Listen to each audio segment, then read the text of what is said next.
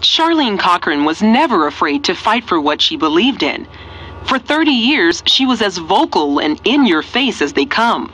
She organized and marched with other lesbians in gay rights parades. And as editor-in-chief of Venus magazine, a national gay and lesbian publication, she wasn't about to change. Until something happened at a gay pride event that she'd never expected. In 2003, I was in Chicago at a gay pride event. In the middle of this beautiful park, I just took a panoramic view.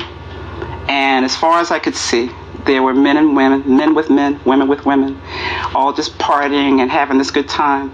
But a shame fell on me. I felt so out of place. I knew something spoke in my spirit that this is that road that is leading to destruction, and you're on it. It took several years to come to terms with this vision, and during that time, Cochran continued to publish her gay and lesbian magazine. But she couldn't escape the message she'd heard that day in 2003. I kept myself busy with marches and activism and magazine publication and appearances. I always at the, in the still of the night, when everything is over, you're just tired and everything is over, there's still that little voice. You're not right with God. Cochran says she longed for peace, but even in the midst of a long-term relationship, she felt intense loneliness. She'd grown up in a Christian home and had come into the lesbian lifestyle at 19 after several bad relationships with boys. I didn't want anything to do with men anymore. I was away at college, and of course that was a whole new world. And in that world there were many, many women who were attracted to me. And of course I was attracted to them. And these were women who were nurturing, who wanted to get to know who I was intellectually, who were organizers, and who I found a lot of comfort in. And it felt good, it felt right. But by 2006, it didn't feel right anymore. Then in June of that same year, a local pastor called Cochran regarding an article in one of her publications. She didn't know anything about Cochran's life and proceeded to talk to her about God. I said, what are you going to do about your life? I said, you need to get your life together. So she says, well, I'm in the life. I said, yes, I know.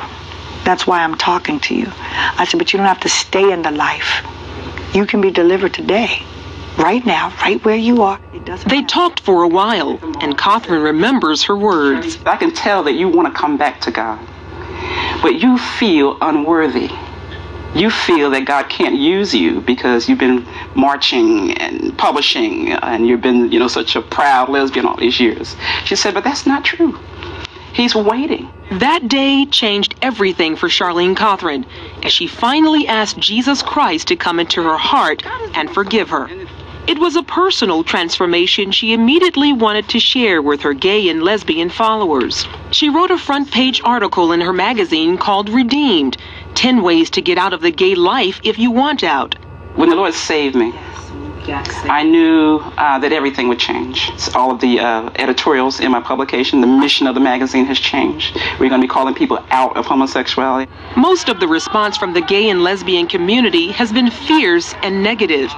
But she says she knows that many of them are just as conflicted as she was. In order to fill up this empty space, they pretend to put on this wonderful face how gay and happy I am, when in fact at the end of the day you can just about find people who are just as lonesome. That's the real story. There's a lot of loneliness in the gay community that's not talked about, and it is real. But there has been positive feedback as well. Cochran says she gets lots of emails from people who say they struggle with homosexuality and want out. I know people probably ask you, do you still have feelings for women? Are you dating a man? I'm living a celibate life, and I am so focused on spirit right now. I have no urges for anyone, man or woman. With a new outlook about herself and life, Charlene Cochran is still on the front lines of the gay rights battle. Only now she sees it as a spiritual fight to lead others to the freedom she's found. Our mission now is to educate and to turn people away from the homosexual lifestyle simply by presenting the truth.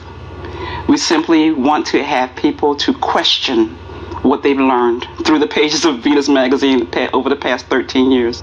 Prior to Cochran's conversion, Venus circulated about 35,000 copies per issue, which ran 4 times a year. But after the issue featuring her testimony, the gay political machine pressured advertisers to drop the magazine, and gay pride events and college campuses no longer subscribe. But in her own words, Catherine has no regrets about her change. There is such a joy and a peace that you can't find in the club. I don't care how good the music is. You can't find it in the middle of a gay pride parade. I don't care if you're on the biggest and prettiest float.